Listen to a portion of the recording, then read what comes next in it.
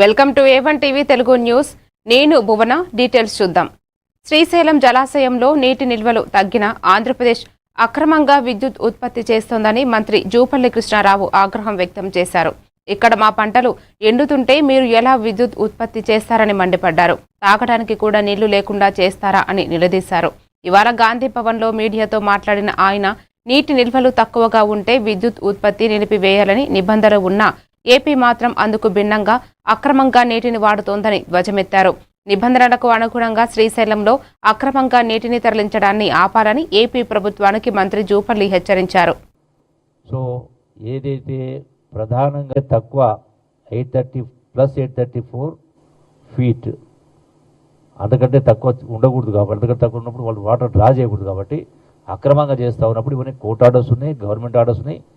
So ఎప్పుడైతే ధర్నా చేస్తాము అన్న తర్వాత నిన్న టీవీలో వచ్చిందో అప్పటిదాకా వినకుండా అక్రమంగా చేస్తూ ఉంటే సో తదనంతరం ఏపీ ప్రభుత్వం ఈ పాలమూరు జిల్లా రైతాంగం ముఖ్యంగా నాగర్ కర్నూలు, అచ్చంపేట, కొల్లాపూర్, కల్వకుర్తి, వనపర్తి రైతాంగం మొత్తం కూడా సమాయత్తమై ఈ మొత్తం కూడా నీళ్లు తోడేస్తే మొత్తం అందరూ ఇబ్బంది పడుతున్న కింద చేసిన తర్వాత ఇప్పుడు అంటే ఆ టీవీలో ఆ వార్తలు వచ్చి చూసిన తర్వాత అప్పుడు ఆ యొక్క పంపింగ్ అనేది పవర్ జనరేషన్ అనేది ఆపడం జరిగింది.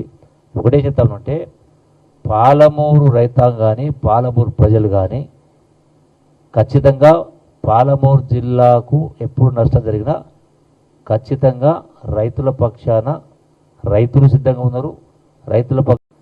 సో ఏదైతే ప్రధానంగా 854 ఫీట్ల 254 మీటర్స్. రంగారెడ్డి జిల్లా చేవెళ్ల మాజీ ఎంపీ రంజిత్ రెడ్డిని సీఎం రేవంత్ రెడ్డి పరామర్శించారు. ఇటీవల రంజిత్ రెడ్డి తల్లి చంద్రకళమ్మ కన్నుమూశారు.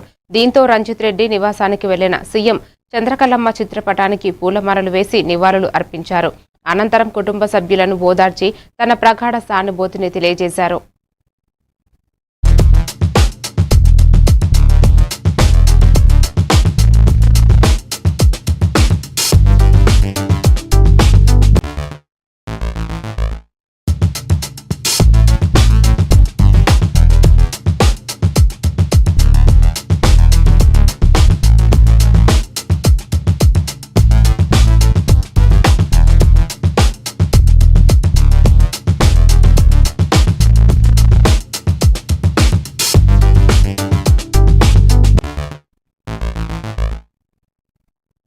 మెరుగైన ప్రజారోగ్యం కోసం అందరూ ఉద్యమంలా కృషి చేయాలని ముఖ్యమంత్రి చంద్రబాబు పిలుపునిచ్చారు.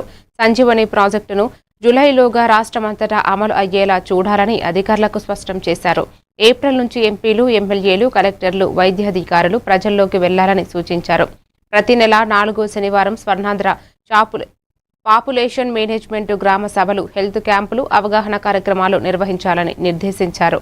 సంజీవని ప్రాజెక్టుపై ఉండవల్లిలోని క్యాంపు కార్యాలయంలో ముఖ్యమంత్రి చంద్రబాబు సమీక్ష నిర్వహించారు.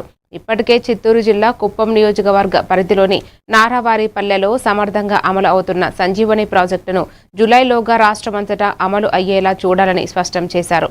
వచ్చే ఏడాదిలోగా రాష్ట్రంలో 56.40 లక్షల మందికి వైద్య పరీక్షలు జరపాలని అధికారులను ఆదేశించారు.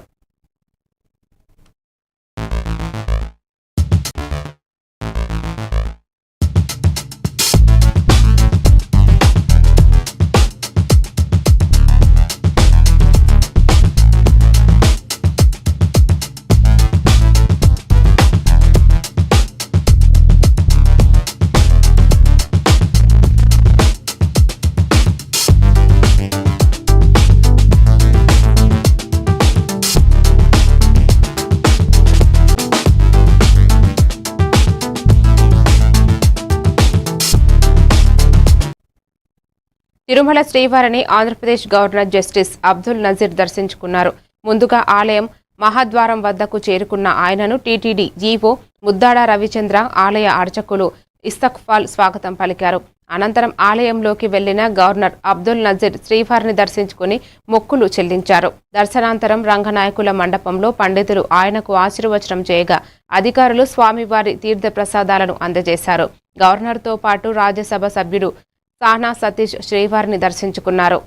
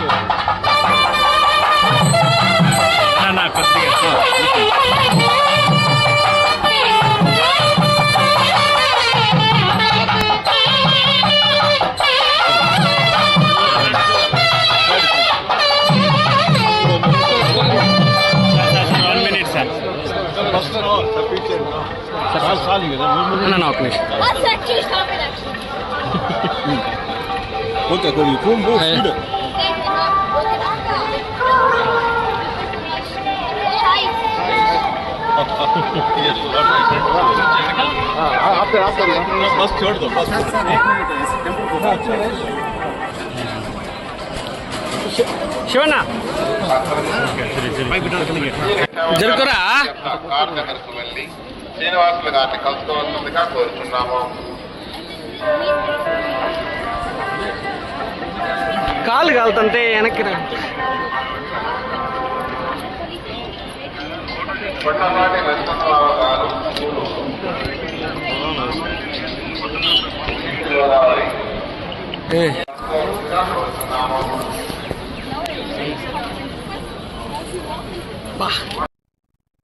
కాళేశ్వరం ప్రాజెక్టు పేరుతో 1,00,000 కోట్ల ప్రజాధనం వృధా చేశారంటూ రాజ్యసభలో కేంద్ర జలశక్తి శాఖ మంత్రి సిఆర్ పాటిల్ చేసిన వ్యాఖ్యలు ప్రస్తుతం రాష్ట్ర రాజకీయాల్లో సెగలు పుట్టిస్తున్నాయి. ఈ మేరకు ఆయన చేసిన వ్యాఖ్యలను ఖండిస్తూ ఇవాళ బీఆర్ఎస్ ముఖ్య నేత హరీష్ రావు స్ట్రాంగ్ కౌంటర్ ఇచ్చారు. కాళేశ్వరంపై పాటిల్ రేవంత్ రెడ్డి వ్యాఖ్యలకు తేడా లేదని ఆయన అన్నారు. బీఆర్ఎస్ పార్టీపై బురద జల్లే అంశంలో కాంగ్రెస్ బీజేపీల అనుబంధం బయటపడిందని హరీష్ రావు తెలిపారు. సిఆర్ పాటిల్ గారి వ్యాఖ్యలు ఎట్లా ఉన్నాయంటే రేవంత్ రెడ్డి వ్యాఖ్యలు సిఆర్ పాటిల్ వ్యాఖ్యలు మధ్య తేడా లేదు. అంటే బీఆర్ఎస్ మీద బురద జల్లడంలో కాంగ్రెస్ బీజేపీల ఫెవికాల్ బంధం బయటపడ్డది. కాళేశ్వరం మీద పెట్టిన ఖర్చే 90,000 కోట్లు, 1,00,000 కోట్లు కొట్టుకుపోయినాయి అని ఎట్లా మాట్లాడతాడు? అది రేవంత్ రెడ్డి భాష. అదే భాష ఆయన మాట్లాడింది. అసలు ఈ కాళేశ్వరం ప్రాజెక్టుకు కేంద్ర ప్రభుత్వమే అన్ని రకాల అనుమతులు ఇచ్చింది. కేంద్ర ప్రభుత్వమే కాళేశ్వరం ప్రాజెక్టు దేశానికి ఆదర్శమని కేంద్ర ప్రభుత్వ సంస్థలు, కేంద్ర మంత్రులు, సర్వోన్నత న్యాయస్థానం కూడా చాలా స్పష్టంగా చెప్పింది. ఇవాళ గడ్కరీ గారు హైదరాబాద్కు ఇవాళ కాళేశ్వరం జలాలు వస్తున్నాయి, కాళేశ్వరం ప్రాజెక్టు తెలంగాణకు వరప్రదాయని అని మరో కేంద్ర మంత్రి గడ్కరీ గారు మాట్లాడిన వ్యాఖ్యలు. రాజేందర్ సింగ్ గారు కాళేశ్వరం ప్రాజెక్టుతో గోదావరి ప్రాజెక్టు ఒక జీవనదిగా మారిందని మ్యాగ్సెసే అవార్డు గ్రహీత రాజేందర్ సింగ్ గారు చెప్పిన వ్యాఖ్యలు.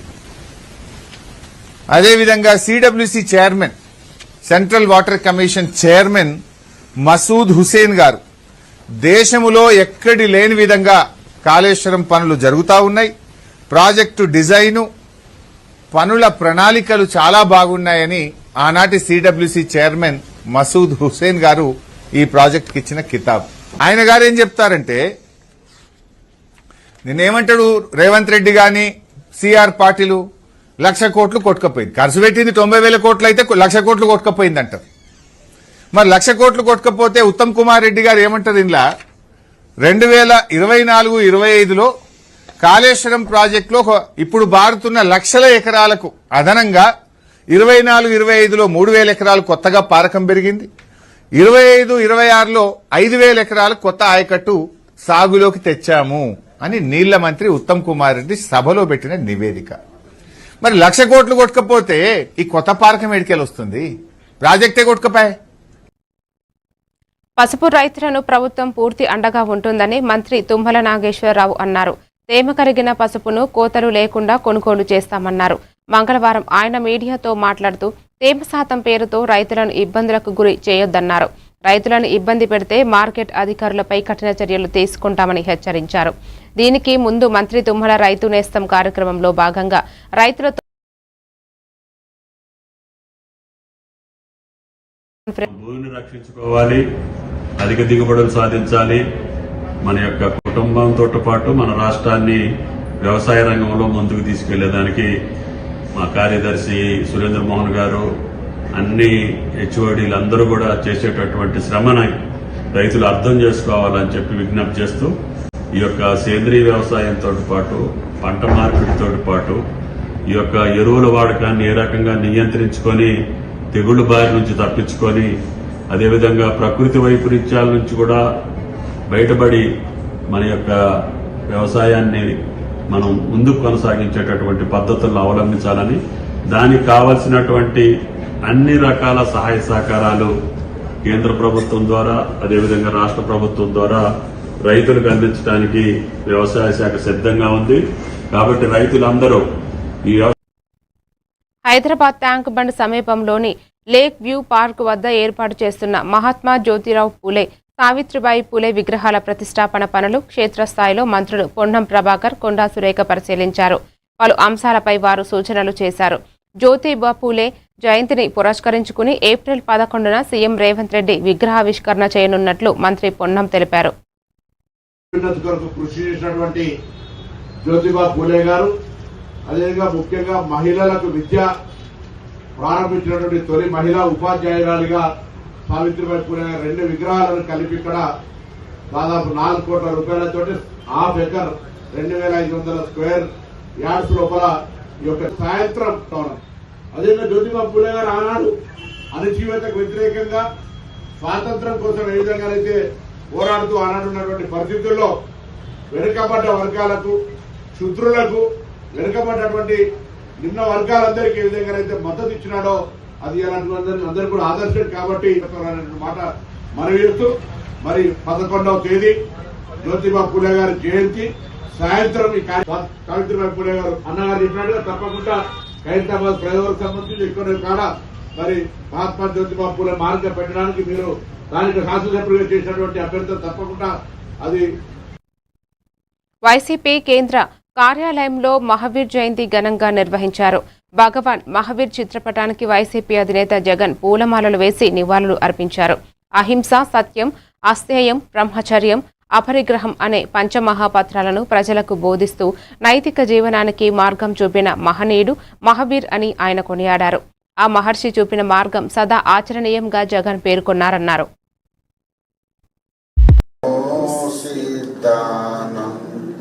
ఓం నమో ఆయర్యానం, ఓం నమో ఉపచాయానం, నమో లోయే సవశామూనం, ఏసో పంచనముకారో సర్వ పావపనాశనో మంగళానంచ సర్వేసిన్. చికెన్ రీటైల్ షాపులకు వచ్చే మార్జిన్లో కార్పొరేట్ కంపెనీలు మార్జిన్ తగ్గించి ఇవ్వడాన్ని నిరసిస్తూ ఏప్రిల్ 1న బంద్కు Telangana state chicken shop association పిలుపునిచ్చింది. ఈ మేరకు నాచారంలో వివిధ రీటైల్ షాపుల యజమానులు మద్దతు తెలుపుతూ మీడియా సమావేశంలో నిర్వహించారు. ఈ సమావేశానికి నాచారంకు చెందిన వివిధ పార్టీల సీనియర్ నేతలు మద్దతు తెలిపారు. అనంతరం చికెన్ షాప్ యజమానులు మొహమ్మద్ ఫయాజ్ మాట్లాడుతూ తమకు మార్జిన్ తగ్గించడం వల్ల ఆర్థికంగా చాలా ఇబ్బందులు గురవుతామని ఆవేదన వ్యక్తం చేశారు. దీనిపై ప్రభుత్వం ఆలోచించి మార్జిన్ పెంచే ప్రయత్నం చేయాలని కోరారు. చేయడం వల్ల మేము ఫస్ట్ నుంచి ధర్నాకు పిలిపిస్తున్నాం. ఫస్ట్ రేపు దాని గురించి అనే 24 కంపెనీలు ఉంటాయి. ఒక కంపెనీ 24 కంపెనీలు దయచేసి మాకు సహకరించాలని మేము ఒక పొద్దునట్టు 7 గంటలు లేస్తే రాత్రి 10 గంటల వరకు షాప్లో పని చేసుకుంటూ కూర్చుంటున్నాం. అదే విధంగా మాకు రోజు 2000 నుంచి 3000 కూడా మిగులుతలేవు. కావున మీ దయచేసి కంపెనీ వాళ్లకు మేము కోరేది ఒకటే అన్న, ఇంత ముందుకు ఏ విధంగా అయితే మార్జిన్ ఉండేదో అదే విధంగా తీసుకురావాలని మా యొక్క కోరిక. ఇంతకుముందు చికెన్ షాపులు అనేది చికెన్ షాప్ ఉండేది అని 10 మంది గొప్పగా చెప్పారు. ఇప్పుడు బజార్లోకి వచ్చి మేము అడుగుకుంటున్నట్టే మా పరిస్థితి ఏంటో మీకు దయచేసి మీడియా వాళ్ళు కూడా తెలియజేయాలనే మేము చెప్తున్నాం. కావున ఏప్రిల్ 1 నుంచి షాపులన్నీ బంద్కి పిలిపించినాం. దాని గురించి అన్న మా మార్జిన్ రావాలి. ఎందుకంటే కంపెనీ వాళ్ళు కూడా చిన్న స్థాయి నుంచి పెద్ద స్థాయి పోయిన వాళ్ళే, మా బాధ అర్థం చేసుకోవాలి. దాని గురించి అనేది చేస్తున్నాం అన్న. ఏదైనా సరే కూడా ఇలా రిటైల్ కంటే లైవ్లో మేము ఎక్కువ అమ్ముతున్నాం. మేము చెప్పబట్టి కంపెనీ కూడా ఇంత పెద్దగా అయినాయి. కావున కూడా కంపెనీలు చూసి మాకేంది మా పరిస్థితి అని మార్జిన్ కూడా దయదాల్చాలని కోరుకుంటున్నాం అన్న.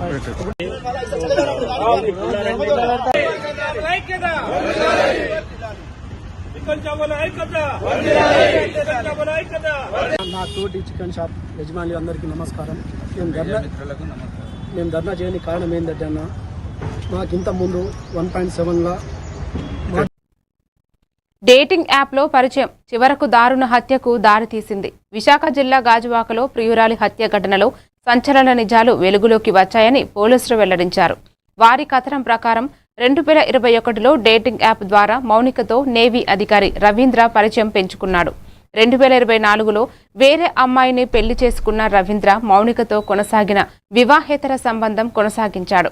తాజాగా భార్య కాన్పు కోసం పుట్టింటికి వెళ్లడంతో మౌనికను ఇంటికి పిలిచి రవీంద్రల మధ్య గొడవ తలెత్తింది.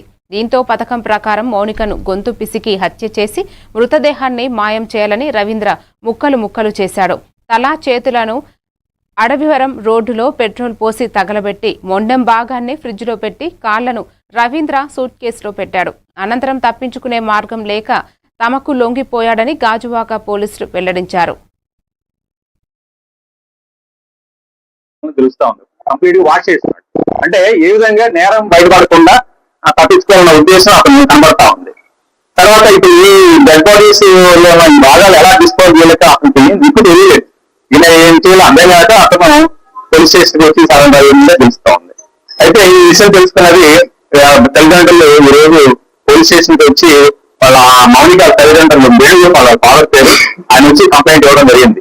ఈ ఫాదర్ వచ్చేసి ఈ మ్యారేజ్ ఈవెంట్ కూడా అటెండ్ అవుతా ఉంటుంది అనమాట. అయితే ఇది ఈ కేసు నమోదు చేస్తున్నారు. కేసు మన మర్డర్ కేసు కింద అదేవిధంగా ఇది ఎవిడెన్స్ మా తారుమారు చేయడం కోసం అంటే కాపాడకుండా మాయం చేయడం కోసంగా అతను ప్రయత్నించినట్టుగా మర్డర్ కేసుతో పాటుగా 201 ఐటీ సెంటర్ అండి ఆ కేసు కింద కూడా కేసు నమోదు చేయడం అండి దర్యాప్తు స్టార్ట్ చేయడం అండి. సిఐ గాజువాక కేసు దర్యాప్తు చేస్తా ఉన్నారు. అయితే ఈ కేసులో ఈ ముద్దాయికి కఠిన శిక్ష పడే విధంగా అన్ని రకాలుగా సైంటిఫిక్ ఇన్వెస్టిగేషన్ చేయడం జరిగింది. టెక్నికల్ ఎవిడెన్స్ కూడా దీంట్లో మేము అన్ని రకాలుగా వాడుతా ఉన్నాం. ఇతనికి ఏదో ఎట్టి పరిస్థితుల్లో మంచి గట్టిగా శిక్ష పడాలన్న ఉద్దేశంతో దానిలో భాగంగానే ఈ రోజు ఆర్ఎఫ్ఎస్ఎల్ టీమ్స్ టూర్ టీమ్స్ కూడా ఈ రోజు పోలీస్ స్టేషన్ నుంచి రావడం జరిగింది. సీనాబాబెల్స్ అదేవిధంగా ఎక్కడైతే ఈ బాడీని డిస్పోజ్ చేయడం ప్రయత్నం చేశారో ఎక్కడైతే తల మండలం కూడా అక్కడ ఆ చేతుల్లో తగ్గబెట్టారు ఆ ప్రదేశం కూడా విజిట్ చేయడం జరిగింది. వెళ్ళి కూడా సీజ్ చేసి వాళ్ళ పోస్ట్ మార్టం నిమిత్తం కేజీహెచ్కి పంపించడం జరిగింది.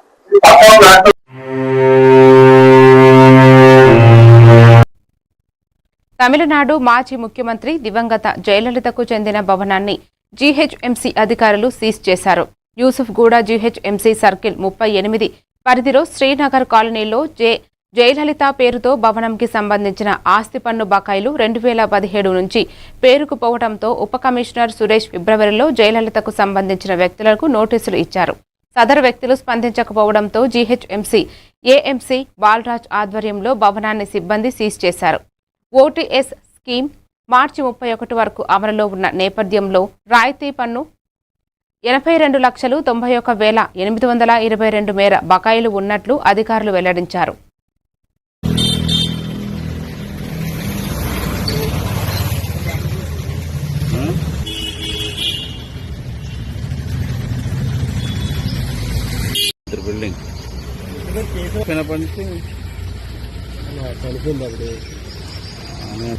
అది కట్టడం లేక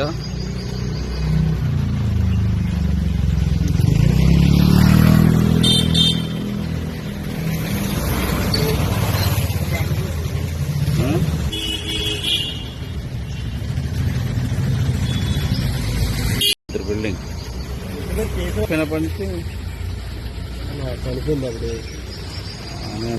అది కట్టడం లేక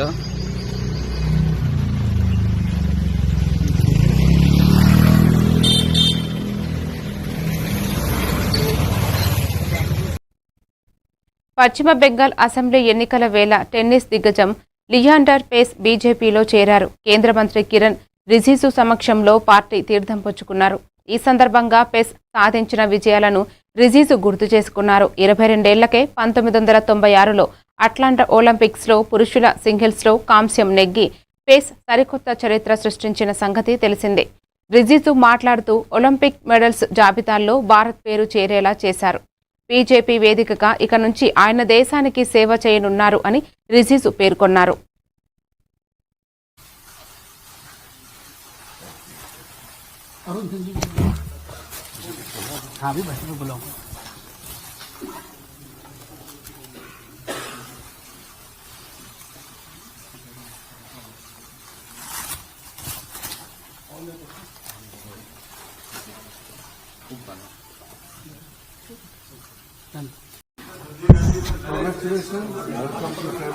आइए करीब आइए।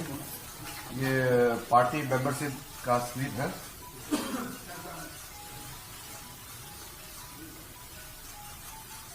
Welcome to the family of the largest political party in the world. और మూడంతస్తుల భవనంలో భారీ అగ్ని ప్రమాదం చోటు చేసుకుని చిన్నారి సహా 5 ప్రాణాలు కోల్పోయారు. ఈ షాకింగ్ ఘటన గుజరాత్లోని సూరత్ నగరం లింబాయత్ ప్రాంతంలోని మితి కాఢీలో మంగళవారం చోటు చేసుకుంది.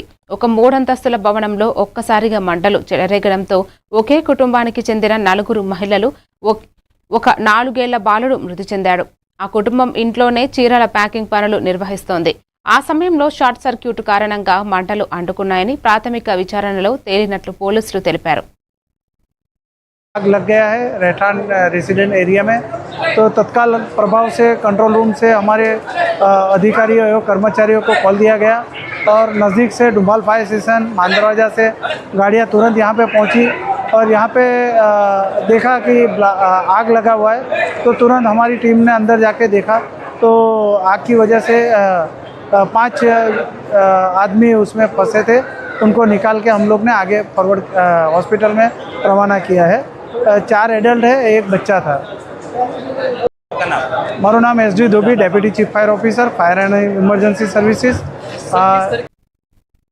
బీహార్లో విషాదం చోటు చేసుకుంది. నలంద జిల్లాలోని శీతలమాత ఆలయంలో తొక్కిసలాట జరిగింది. ఈ ఘటనలో 8 మంది భక్తులు మృతి చెందగా పలువురికి గాయాలు అయ్యాయి. గాయపడిన వారిని స్థానిక ఆసుపత్రికి తరలించారు. సహాయక చర్యలు కొనసాగుతున్నాయి. నలంద జిల్లాలోని మాఘ్రా గ్రామంలో ఈ ఆలయం ఉంది. చైత్రమాసంలో చివరి మంగళవారం కావడంతో ఆలయానికి భక్తులు పోటెత్తారు. ఈ ఘటనపై బీహార్ ఉప ముఖ్యమంత్రి సామ్రాట్ చౌదరి దిగ్భ్రాంతి వ్యక్తం చేశారు. మృతుల కుటుంబాలకు సంతాపం తెలియజేశారు. బాధిత కుటుంబాలను అన్ని రకాలుగా ఆదుకుంటామని చెప్పారు.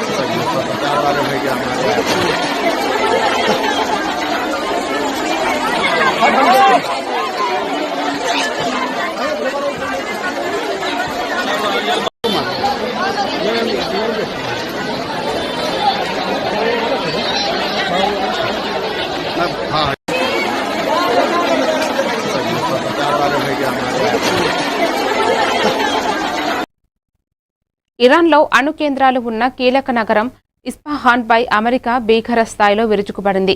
ఆయుధ నిల్వలు ఉన్న ఓహ్డిపోపై 2000 పౌడర్ బంకర్లు బస్టర్లతో దాడి చేసింది. దీంతో అక్కడ భారీగా మంటలు చెలరేగాయి. ఈ దాడికి సంబంధించిన వీడియోను అమెరికా అధ్యక్షుడు ట్రంప్ ట్రూత్ సోషల్లో పోస్టు చేశారు. దాడికి సంబంధించి ఆయన ఎలాంటి వివరణ ఇవ్వలేదు.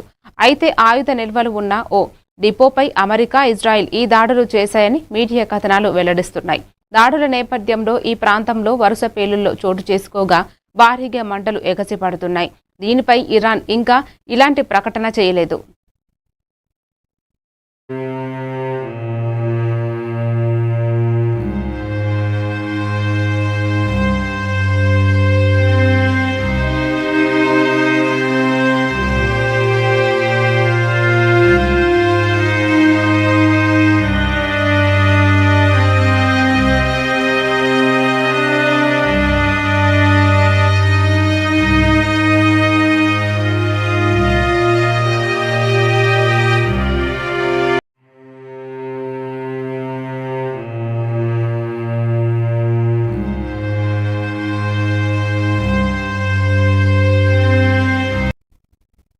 మరిన్ని డీటెయిల్స్ తో మళ్ళీ కలుద్దాం. Keep watching A1 TV Telugu news.